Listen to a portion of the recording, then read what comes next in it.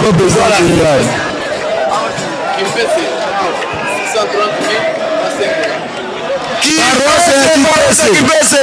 630 000 $600.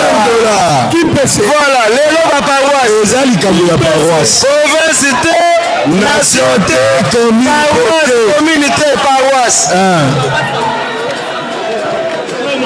Paroisse encore actuellement 500 000 $. Papa président.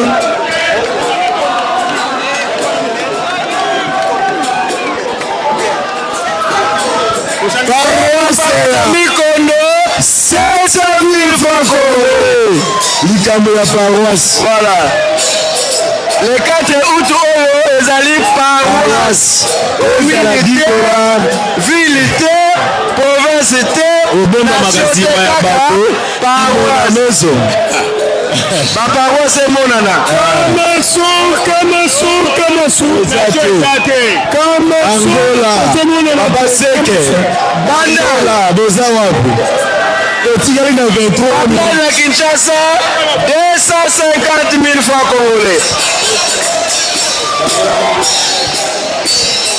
Lelo 4 août Mbalolo Tokota la paroisse nini.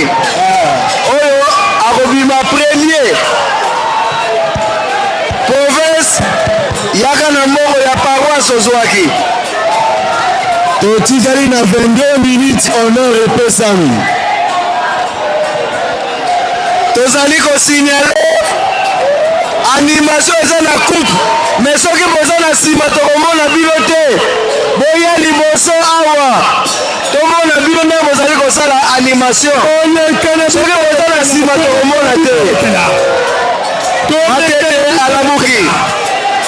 matete alamuki na animation bisizulu balembi bisizulu balali Bisizulu Bokatani, animation eza suke, Bisizulu Bokatani. Nsisani ezali par paroisse. Maman Mwilu asaleki deja. Ngaba lanto moni yo wate. Kamba kinono moni yo wate. Papa paroisse. Paroisse banana. Paroisse banana. Matadi, paroisse ya banana Matadi, $100. Luka paroisse na yo, président provincial, président national, yaka na mbongo ya paroisse oyo memaki. C'est l'île de paroisse. Communauté, ville, nation, province, nation, kaka paroisse.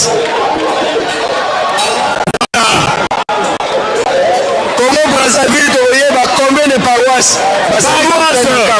Angola toyeba combien de paroisses basali tinzani na kamba Angola toyeba combien de paroisses Lemba cité na bomona nyawa te kamba kina bomona nyawa te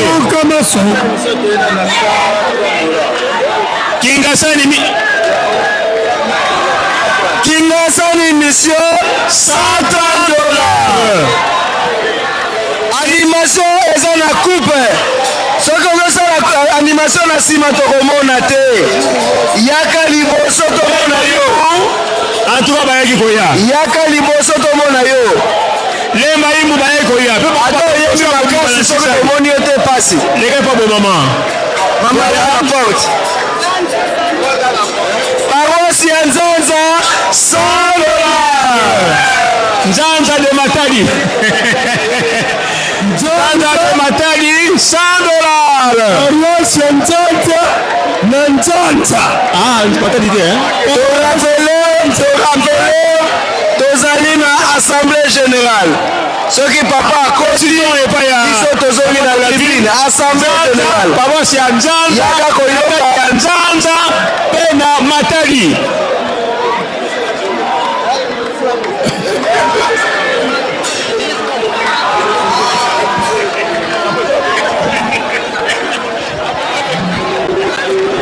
Tozali ko rappeler assemblée générale. Yaka koyoka ndenge tokosalela ndenge kolekela Kamaso 10 000 francs Tolanda communiqué ya papa président Chez la cité 30 000 francs congolais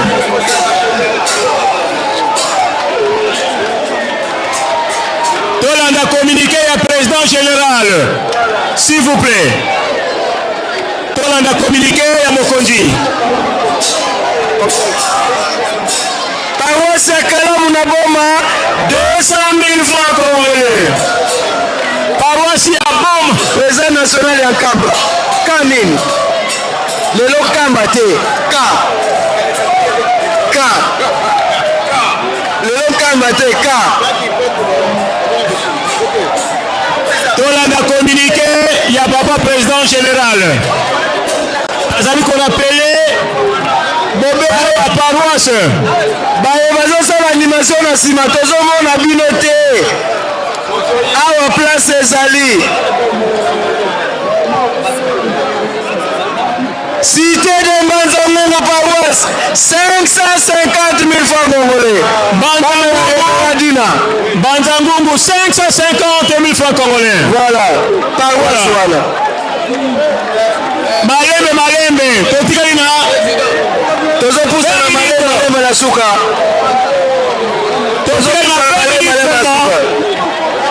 totikali na 20 minutes seulement pour tosilisa 20 minutes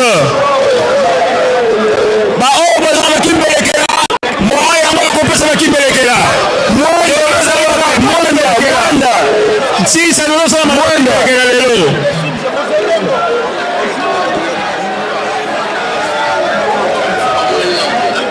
baparoise ya Kinshasa tomonani awa te Lemba Cité Ngaba Rond-Point Ngaba Kambaki Kanu Fungula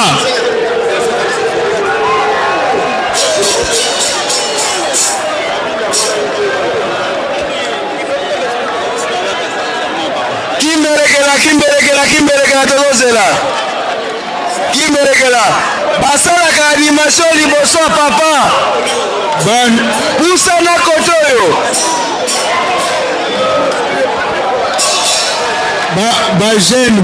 bajene ya nkamba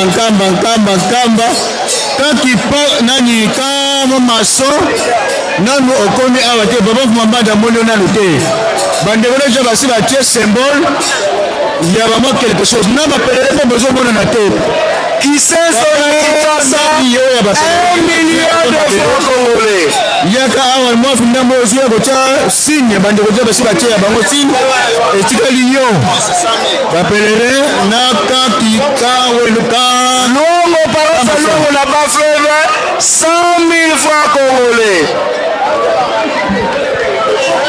totikali na 15 minutes totikali na 15 minutes honneur ya papa baresponsable bambongo ya bimbelekela bozobombela nani baprésident provinciaux boya na bambongo ya baparoisio na bino ville province de Kinshasa tomoni à quelques paroisses seulement Congo central de Kasangulu à Mwanda tomoni à quelques paroisses Brazzaville nanu te Congo Brazzaville nanu te tomoni paroisse moko kaka Angola boza faible boleka liboso Angola boza faible c'est bolani police secrétaire azawa akomo kimba azobinga de grand njili bakani nyonso boya liboso ya kosala animation na babandela na bino $1000 bisikamba louise zibanderole zeno oyetike mpe esala animation bantu bokosala bampani nkamba bakani nyonso boya na babanderole na bit kosala mpe animation ndenge bandeko bakeli kosala yango Nzarituku, $1000, plus Sassoula, 1000 francs congolais. Voilà. Luango. Kivu. Paroisse ya Majero na Nord Kivu 100 000 francs. Wambu Nangola 100 $. Allez, Wambu leka Nangola. Wambu Nangola. Angola vie. Delvo Rosa Wapi. Delvo président. Paroisse ya président général. Delvo Iken. Lukunga Ozone. Baparoise ya Ngalema boza wapi? Baparoise ya Monga Fula. Nafali ena Kinshasa 500 000 francs. Bobo baparoise mosusu boke. Wapi? Sabu mbongo na sali. Totikali na 10 minutes ya pamba. Animation eza na coupe. Soko zosala animation basala liboso ya yawe Angola bakimi zwa mikro nzambe azozela yo monanaka na nzambe mikolo nyonso te avandeli yo ya nzambe Angola. Olá, eu sei que é pouco triste para nós, Angola. A todos que estão aqui, para nós que viemos de Angola, é um bocadinho triste. Nós estamos a ver aqui. Angola, Cuiabá. Nós estamos aqui a chamar os responsáveis comunais e tem o seu que querer. Não temos mais hora. Devemos olhar pela hora. Tozana tango na biso monte na biso na monte ya Tata Nzambe. Biso nyonso totala monte ya Tata Nzambe. Tosalela tango. Tozali korapele soki papa koti biso nyonso baresponsable toye assemblée générale kobanda na baparoisse kino na niveau ya direction générale.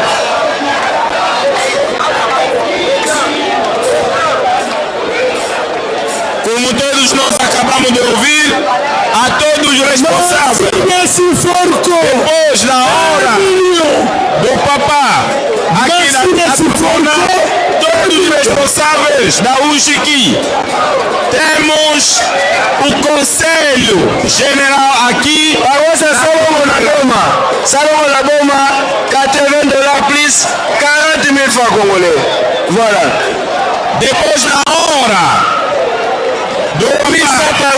comissão paroisse, todos nós, ordinateurs, aqui à frente na grande tribuna, a todos os responsáveis. Ozali korapele animation eza na coupe. Soki ozali kosala animation na nsima moye tomona ezali te, basalaka animation liboso ya yawe na nsima te. Totikali na 7 minutes après honneur toza na assemblée générale. Responsable nyonso kozanga te yaka oyoka volonté ya Tata Molimo Centre à travers direction générale oyo ezali interface entre souveraineté na bajeune. Soki ozangi assemblée okende oyebisa bajeune na yo nini. Responsable nyonso oyo otikali na mbongo ya kimbelekela yaka. Baparoisse ya Kinshasa, RDC Mobimba, Brazzaville, Angola, mikili ya poto ata paroisse moko emonani te. Afrique Mobimba, en dehors ya 3 Congo, bomonani te. Luanda 55 000. Luango encore 55 000. Voilà. 55 000. Tosengi na bajeni ya Kambadara boya na tribune ya presse moko na bino ya mwana zo auti kobunga bandeko na biso ya Kambadara mwana auti na Kambadara boya kozwa ye.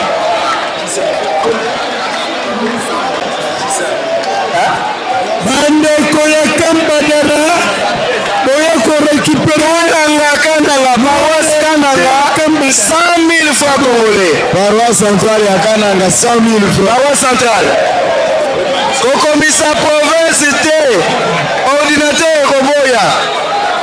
komisa province te kaka paroisse kaka soki ordinateur ekomi province erejete eza réglé kaka na paroisse ekomi commune ekimi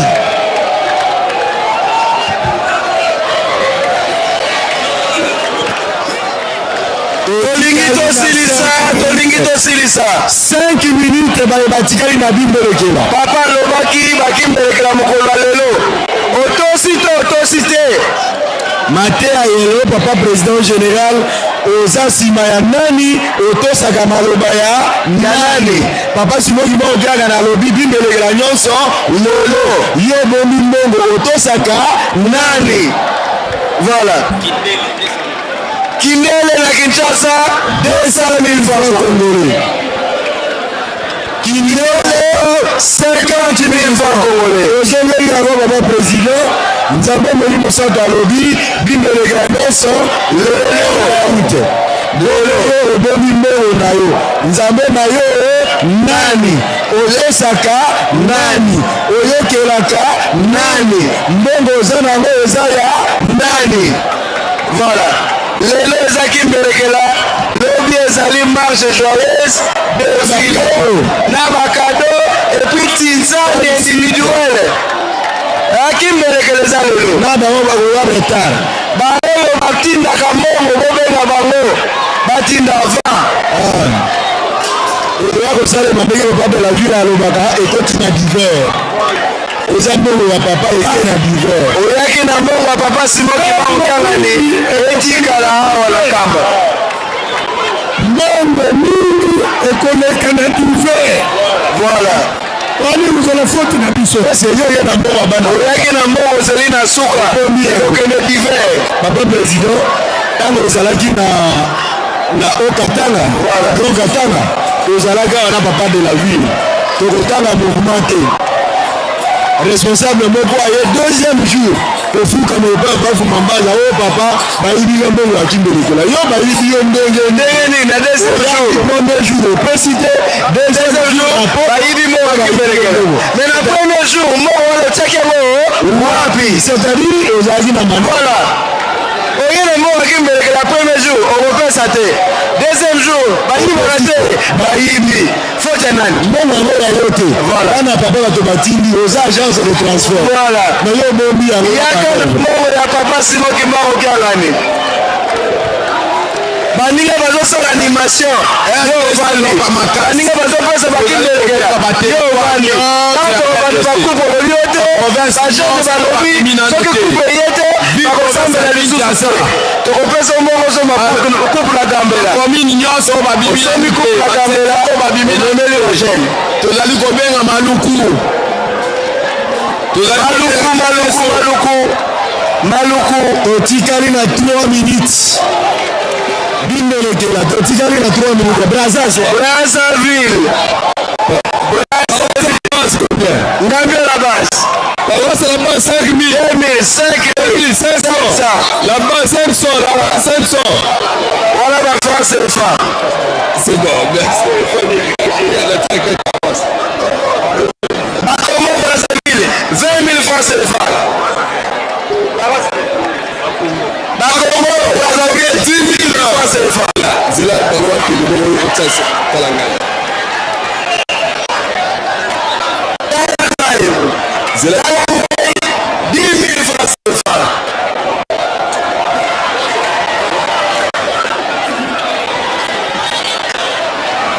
zila bobo talangai 10 000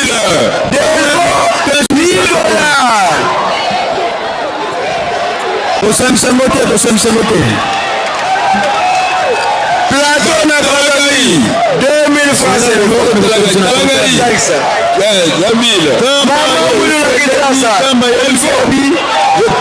Maman Mouilo Kinshasa 100 $.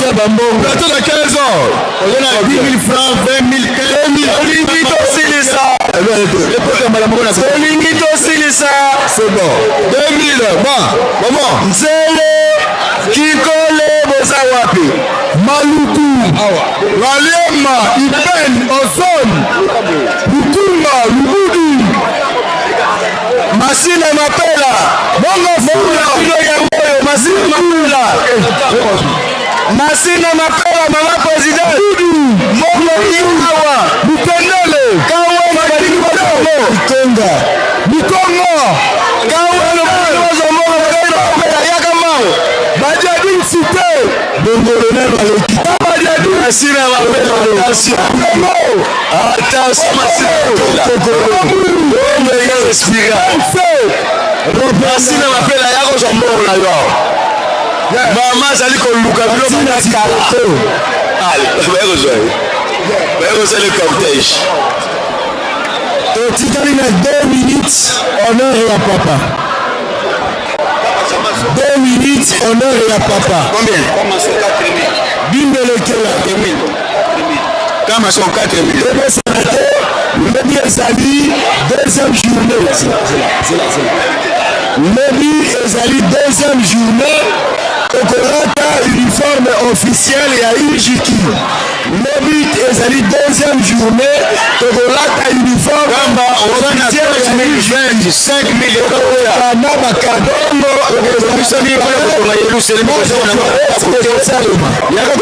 Yaka la salle.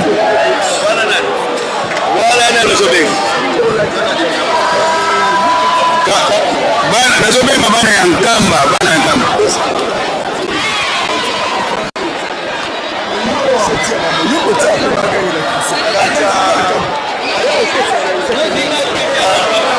Kafuma eko bakisa 23 000. Belvedi dola. Sana sami basingisi kapalo. Kamba Yerusalemi boya. Yoso koyoka kuchana sana. Tosisi. Voado. Deuxième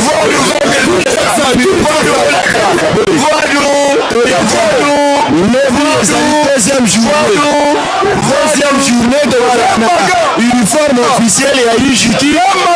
Vous avez la parade de libération à la résidence à la table de Kozaboule. Moi je joue et vous ne rappelez pas le filet à Bakado. C'est les Ayakate. L'Ambagan qui colle 750 000 francs congolais. L'Ambagan 25 000 francs congolais. Ajoute, hein? Ajoute qui me régla. Polémique.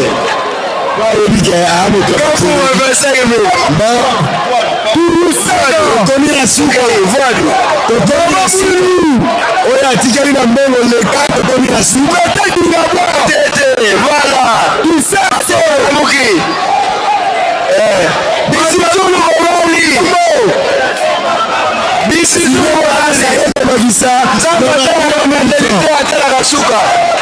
Animation elembi Tony Asuka. Honneur ya papa Sikoyo. Otikali na Kimbele Kela. Lebi programme ya Tongo Tolata uniforme officiel ya Ujiki. Tozana ba site mibale, site ya Faki na MSSK. Faki na MSSK Bokota honneur ya papa. Yo moto tikali na mbongo, tikala na mbongo na yo. Faki drapeau MSSK Toyotana Bajene Lobby en uniforme officiel ya Ujiki. Marche joyeuse et Salema Kobanda Bibaya pe na Mama Mwini toyebaki ba différents camps bisika tokobandela biso base tokokuta na devant résidence ya tata mokonzi Abule tomata na bakado tano ezala te lobi tozongisi mikolo epa papa de la ville. Faki. Responsable ya Ujiki Kamba moko te Lukunga 500 000 na bandeko bauti Lukunga 500 000 na réunion Faki direction générale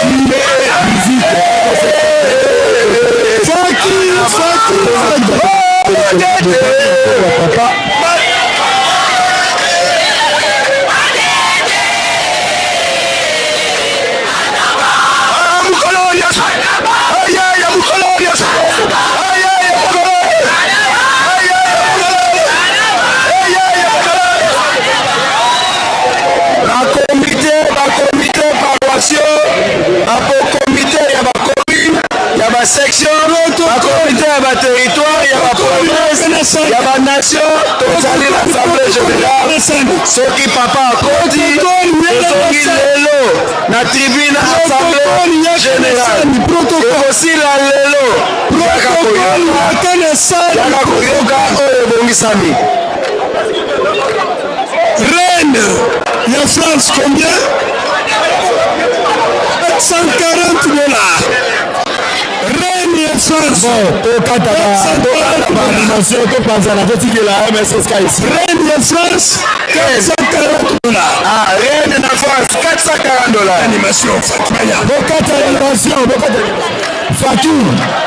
Maman. Faki. Merci pour l'animation.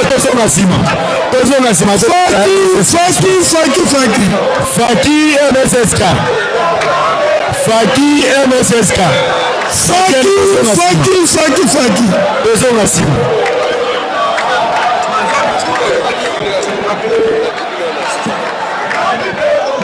Lady Tobo Sanete. Voilà, maman, par là c'est Lemba cité 1 million de francs congolais.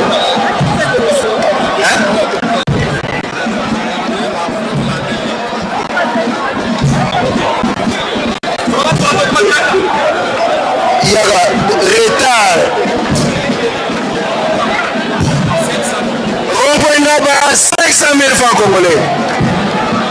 Lelo ezalaki mbelekela. Voilà. Lobby. Tata protocole yaka na sani, papa fidèle. Eh, passe.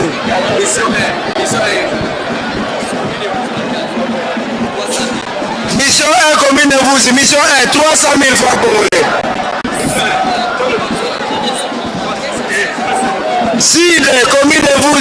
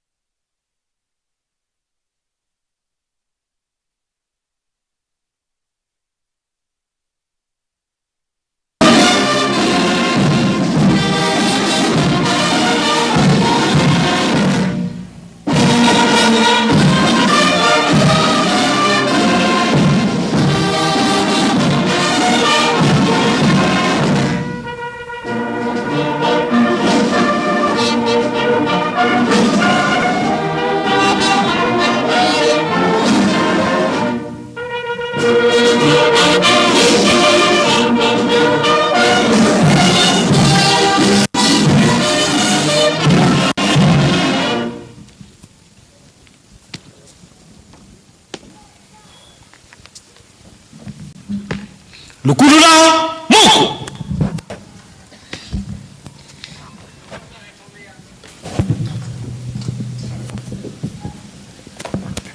Tosamba Munkumbwase ye mwana itata mwanda velela tufukamane yetuvu tulifundele matondo kwange tata kisolo kilelukelo tata lyalungana kiangani ye tata lyangenda kuntima mfumo wa nlongo nzambi sitatu za nlongo za velela munzambi mosi tata Simoni Kimbangu kiangani nlemva kuyenkenda za kubya bimonekene kwa beto inkeba utokebele mulumbuki kia mvimba mamingi tuwilu mamingi tutambudi tuka nkanda kuwa nlongo ubengo longo yo yetutangulunguo ebikuswa byakumpe tuka mbuta za luyalu mbuta za mabundu batulongele mpe endinga ngetata nsambi mpe tuka muzulu yewakane tuvu tulifundale matondo tukuyengolokele yetusalili mpe salo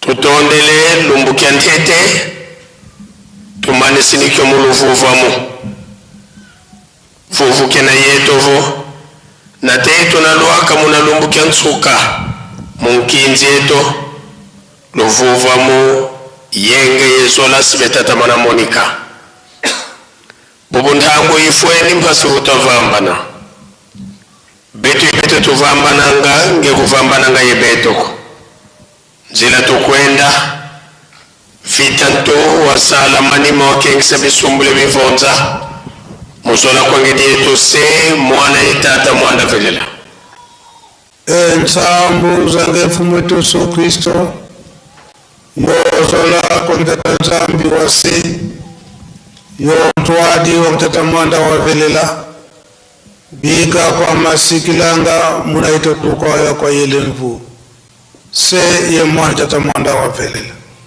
Amen.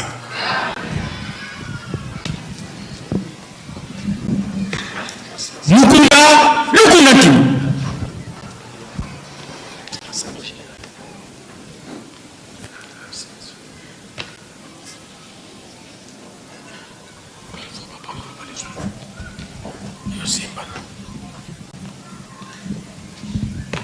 Lukulula moko.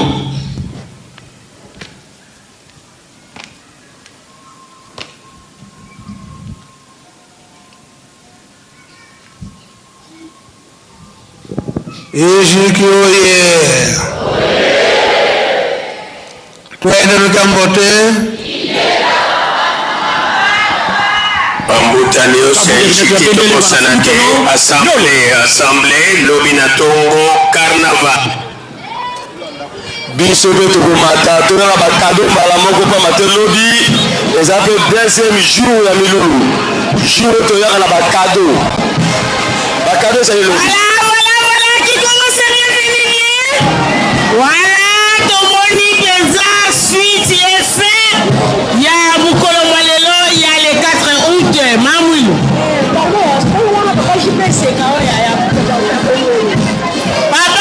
Seka, Uchi Bongolo, Yakakutana, Maman Mouilou, à la tribune de presse. Papa Juppé Seka, Uchi Bongolo, Yakakutana, Maman Mouilou, à la tribune de presse. Voilà, qui commence à définir bien. Voilà.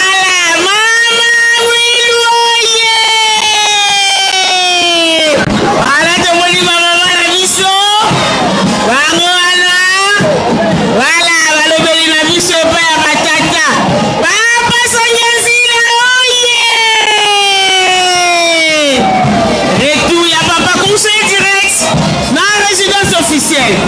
Voilà. Voilà. Qui commence bien, finit bien. Ijiki Assemblée nationale les alliés pour la bambouta. Bon PKPKT. Bon Pazala. Comité de juventude d'Angola. Oui, Angola.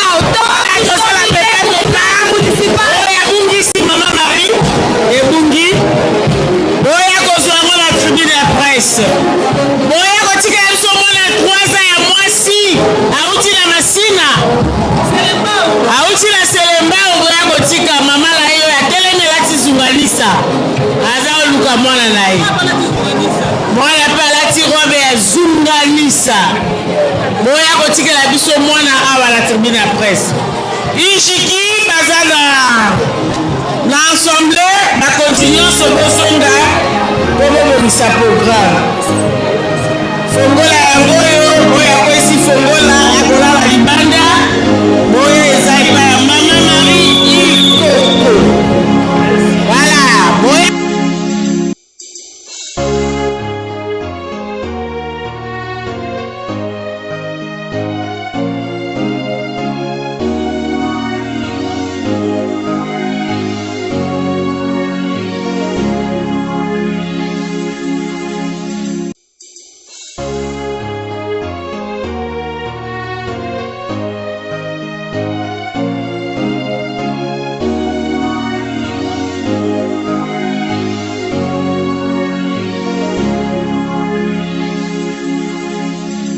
tozali na esengo bapapa bazalaki koloba na biso ete tozali bana mapamboli tosimba mosala eske mosala ya pamba ezalaka ezalaka te yango nde bakotangela biso oyo bino bosalaka bino soki bayoki bino nde bakotya kimia baloba nyonso